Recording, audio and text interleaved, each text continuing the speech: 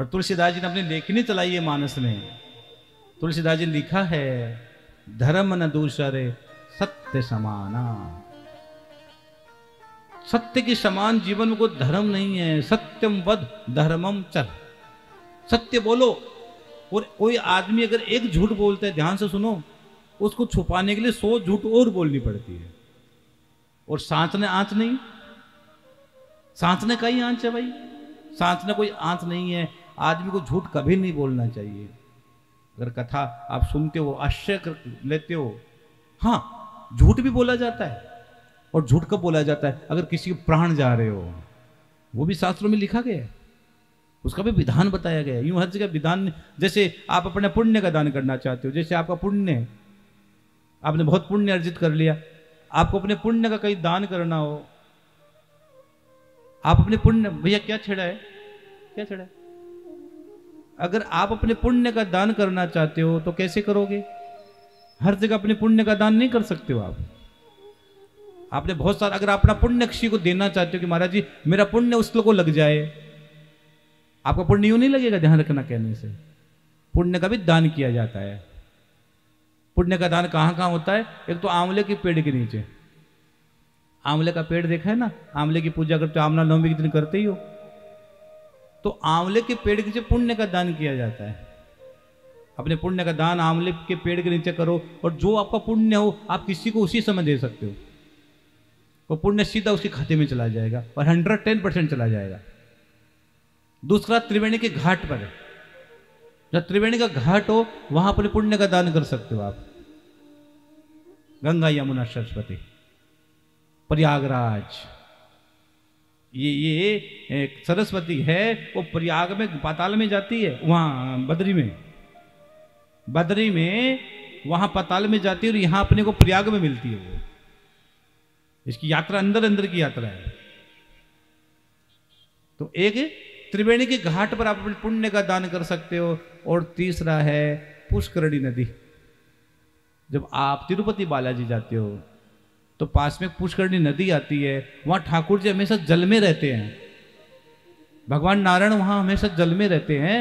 तो वहां उस जगह का न तो पानी लाया जाता है, न वहां का कोई पत्थर लाया जाता है, न वहां की कोई मिट्टी लाई जाती है। वहां पर पुण्य का दान किया जाता है।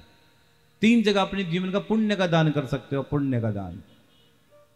और आप अपने बेटे की बात मानोगे, पक्का ना? तो मानोगे तो कल से सभी के माथे पर तिलक होना चाहिए। जब आप कथा में प्रवेश करो तो आपके माथे पर तिलक सभी के होना चाहिए। तिलक या तो केसर का तिलक लगा के आना, या चंदन का तिलक लगा के आना, या कुमकुम का तिलक लगा के आना, लेकिन कल तिलक सबके माथे पर होना चाहिए।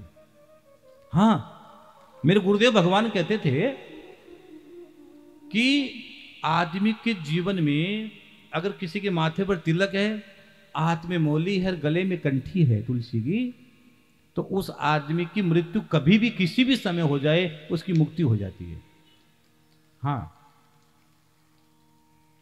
अब कई लोग कहते हैं महाराज जी की रात को तिलक बुछाड़ लेना चाहिए। नहीं भाई रे, क्या रात को तू मरेगा नहीं?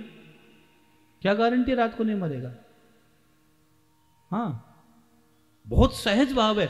बहुत सी चीजें तो हम समझ नहीं पाते, केवल अब समझ का अभाव रह जाता है, या समझना चाहते नहीं।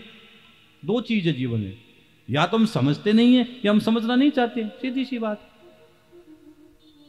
हाँ, अगर समझोगे ना मेरे बहन भाई, तो कन्हैया की मीठी मीठी मुरली आज भी बजती है। आज भी वृंदावन में भगवान की बंसी बजती है। उस समय भी गोपियों को सुनाई दी, और आज भी भगवान के प्रेमी को ही सुनाई देती है। आज भी भगवान के प्रेमी को सुनाई देती है। हाँ, उस समय केवल गोपियों को क्यों सुनाई दी? क्या ब्रज में और लोग नहीं रहते थे? रहते तो बहुत लोग थे, लेकिन गोपियों को इसलिए सुनाई दी कि गोपियां भगवान से निश्चल प्रेम करती थी, हृदय से प्रेम करती थी, गोविंद को अपना मानती थी। जैसे मीराबाई कहती है, मेरे तो गिरधर गोपाल। हाँ, तो आज मुझे भी सूरत में मीठी मीठी बंसी सुनाई दे रही है, क्या करूं? आप में से कोई बजा रहा होगा भाई। आप लोग इतने प्यारे प्यारे साधक बैठे हो, कोई तो बजा रहा है मीठी मीठी बंसी। मुझे लग रहा है कोई, क्योंकि मुझे बार बार वाइब्रेशन आ रहे हैं कि कोई ऐसा साधक यहाँ बैठा है आपके बीच में, जो कि जिसकी मैं सच कह रहा हूँ, मैं कोई मजाक में नहीं कह रहा हूँ, मेरे को ऐसा लग रहा है, पता नहीं क्यों लग रहा है कि आपके मध्य में कोई एक ऐसा साधक बैठा है जिसका तार वहां तक कनेक्ट है। अब क्यों है मुझे नहीं पता है, एक कोई साधक जरूर है यहाँ पर, अब मैं नहीं जानता कौन है, जिसकी कनेक्टिविटी वहां तक गई हुई है। जय श्री श्याम। आप सभी श्याम प्रेमियों से नम्र निवेदन है कि पूज्य महाराज श्री जी का YouTube चैनल मनुश्री जी महाराज रत्नगढ़ वाले को सर्च करें, सब्सक्राइब करें, शेयर करें, बेल आइकन दबाएं ताकि महाराज श्री जी की वाणी जन जन तक पहुँचे और सभी को उसका लाभ प्राप्त हो। जय श्री श्याम।